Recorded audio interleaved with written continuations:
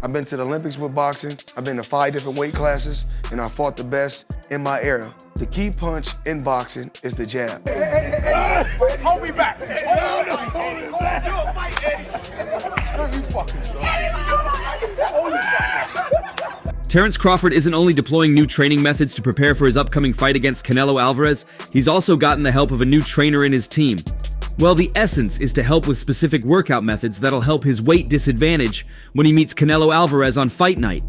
And once they were done training, there was also a fun sparring session between the pair, where Mayweather and Crawford tested themselves in the ring.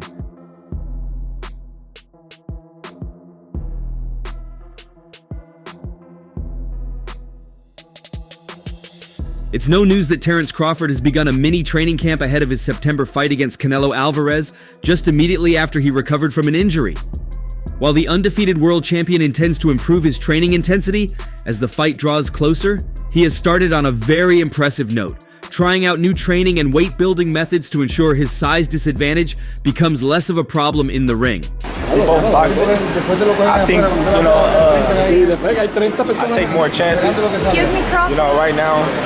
But earlier in his career, he was taking a lot of chances as well.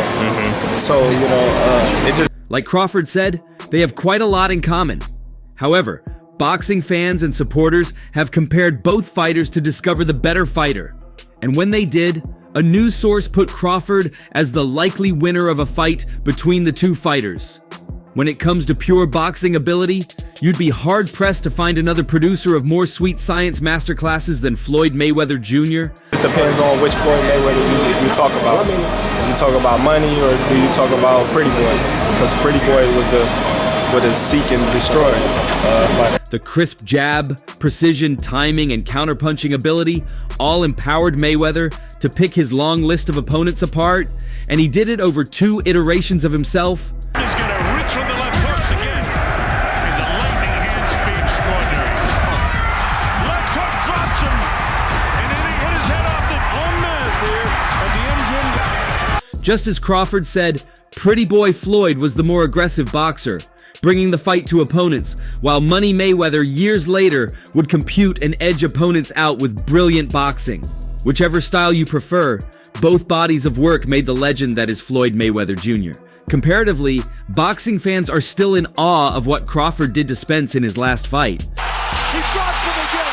That's a hard knockdown that time. Whether it was a power jab that he repeatedly snapped through Spence's guard, punching in traffic, or the timing of his counterpunches, Bud exhibited supreme boxing ability, and it wasn't the first time. But we've never seen it like that against a fighter of Spence's caliber. When talking about pure boxing ability, arguably nobody should get a push over Mayweather. But Crawford's style of boxing is different, yet effective, even explosive in his own right. So how would their boxing stack up if Crawford would fight Mayweather in his prime and use his lasering shots against Mayweather's disciplined sweet science? Who would assert the jab first? Who would be the more effective counterpuncher?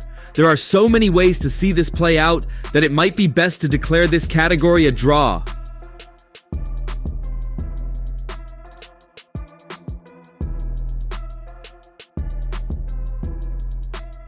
How many times have we witnessed Mayweather lull and eventually lure his opponents to the middle of the ring, where he computed information, analyzed it, and uploaded a blueprint to pick his opponents apart?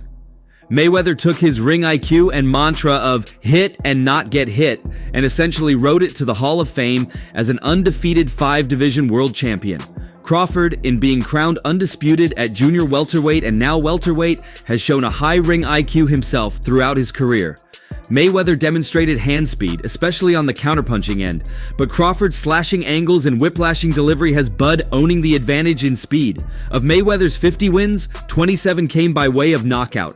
That's in comparison to Crawford's 40 wins, 31 of them coming via knockout, and he's still active.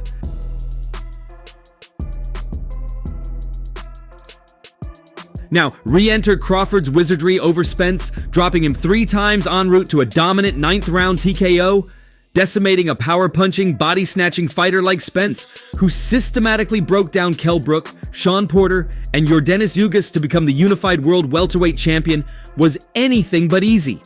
Yet Crawford made it look easy, and his power was a big reason why. Mayweather painted in the corner, raising that shoulder into the Philly shell and absorbing shots with his arm, while using his free hand to pick his punches was defensive boxing, turned counterpunching at its very finest. Look at this defense, unbelievable. Young boxing fans that are watching Floyd Mayweather, you're seeing one of the greatest defensive fighter of all time. I mean, that's how strong. Everywhere and then he's nowhere. You think you can. And again, it's not just hand quickness. Crawford has some slick defense to him as well, but Mayweather took defensive boxing skills to another level of damn near perfection. All dreamt up, how would Crawford against a prime Mayweather fight actually go, and who would win? After a tense first round where each boxer is trying to feel out the other, we see Crawford being the more active and busy fighter early on, launching and landing shots, even if many of them are absorbed by Mayweather's shoulder and elbow. By the middle rounds, Mayweather's style would set in, as he'd pepper Crawford with jabs, banking some rounds. It's the movement of the head, the way he rolls with punches. Look at the way he makes them miss. I mean, here we go. Through a series of punches and nothing really landed. Terrific fight for Mayweather. Yet, with a constant flow of pressure, Crawford's firepower could get to Mayweather, even enough to hurt the legend at times. As close as we see this one being, Crawford's fighting ability and those whiplashing punches might be just enough to have judges credit him on his pressure and volume, en route to a points win over Mayweather's brand of boxing. Terence Crawford, well known in the boxing world for his exceptional skills and unbeaten record, stands as a testament to the power of dedicated training and strategic physical conditioning. Crawford's approach to training for his fight against Canelo Alvarez combines rigorous physical preparation with a strong mental game, setting him apart in the boxing world. Crawford's current training routine is a diverse blend of activities designed to hone his boxing prowess, maintain peak physical condition, improve his punch power, and make him gain the necessary weight he needs to challenge Canelo Alvarez. A typical day in the champ's training routine includes circuit training with weights, strength and conditioning workouts to improve speed and agility, core work where McIntyre bounces a heavy medicine ball off Crawford's stomach while he's doing crunches, mountain runs, and swimming.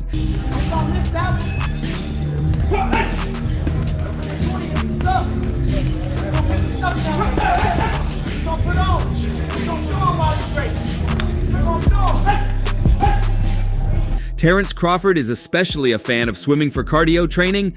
We'll swim for 30 minutes to an hour every night. It's non-impact basically, easy on their joints. It helps with recovery, regeneration of muscle cells and fibers.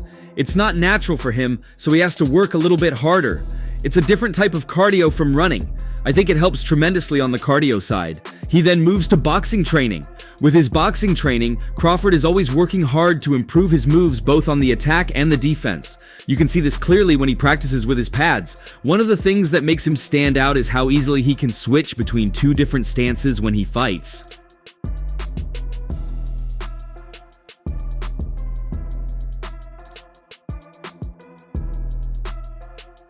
At first, his coaches tried to convince him to stick to one stance, but eventually they realized it was better to train him in both. You can still see him practicing this way today. When boxers train for a fight, they often practice sparring with other boxers to improve. This was especially true for Terence Crawford early in his career. He was so good that even top boxers like Timothy Bradley were impressed by him. Nowadays, Terence is one of the best boxers in the world, and other boxers come to him to spar. They don't usually win though, because Terence is so good. Even though Terence is naturally right-handed, he is also good at fighting with his left hand.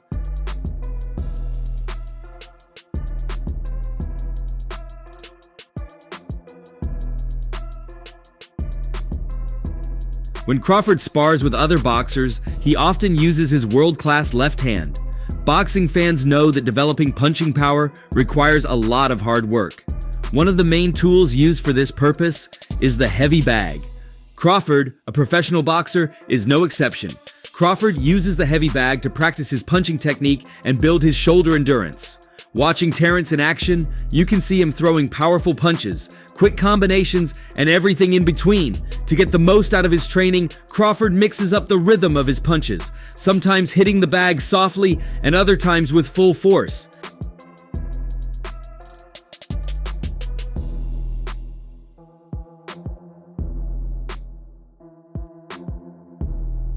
This is a common exercise that helps him improve his overall boxing skills.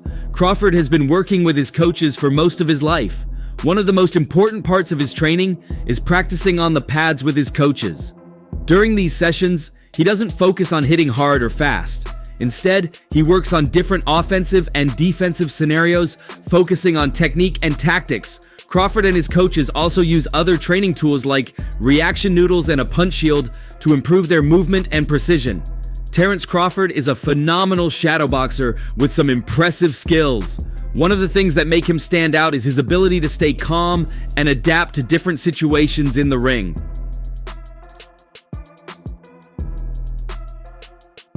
He's good at throwing offensive and defensive punches, making it look effortless. But that's not all. Crawford is also incredibly tough mentally. He'll often train in really challenging conditions to push himself harder. And when he's not doing that, he likes to use light 2 kilograms dumbbells to shadow box. These help him build strength while also staying fast yet graceful so he can hit hard while still being quick on his feet. Crawford is consistently looking to improve his accuracy and timing. To achieve this, he uses a specific bag called the double end bag during his training. It helps him to practice footwork and head movement, which are important skills to have in the boxing ring.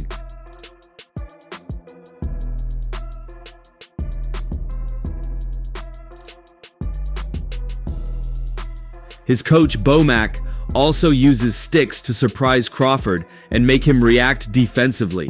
Also, his nutrition plan focuses on lean proteins, complex carbohydrates, and hydration, ensuring optimal performance and recovery. During camp, I let my coach handle everything with the food. My nutritionist tells him what she wants me to eat, and she fixes it, he told Muscle and Fitness. The last time, she actually was with me the entire camp, and she handled everything with the food. I really don't worry about that. They cook it, and I eat it. 405. 405.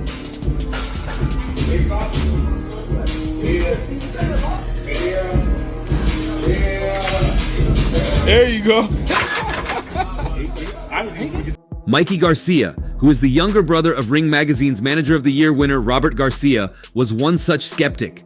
The former featherweight, super featherweight, lightweight, and super lightweight champion told Fight Hub TV that he did not fully support the fight, despite being one of the most desired by fans of the sport. "I'm not a big fan of that fight," Garcia said, highlighting the weight difference between the Mexican and the American, and remembered how Crawford suffered against Israel Madrimov after moving up to 154 pounds, 3 categories. Fight. They're too many weight classes apart. And although the skills, Crawford is one of the best fighters that I've seen. Now, Canelo... Despite Crawford's seemingly superior skills, Garcia believes that size difference will be the deciding factor in a potential matchup. The Mexican fighter's power and size will likely give him the edge. "That's why I'm not a fan of that fight. I think Crawford has accomplished everything he had to accomplish, from 140 to 147 and now 154. That's even bigger for him," Garcia added. If Crawford really wants to push himself, he could go the route of an undisputed fight in his current division, he opined. However, there is a problem, but there's no money in that. Garcia acknowledged that a fight between Canelo and Crawford would generate substantial revenue, but as a fan of the fights, he is not in favor of the matchup, as he said he would prefer to see Alvarez face fighters within his weight class or higher, such as Artur Beterbiev or a rematch with Dmitry Bivol. Fighting at 168, Crawford just moved up to 154, and he had some trouble with that in that fight. Now, where do you plan on going? 164, 65, 66?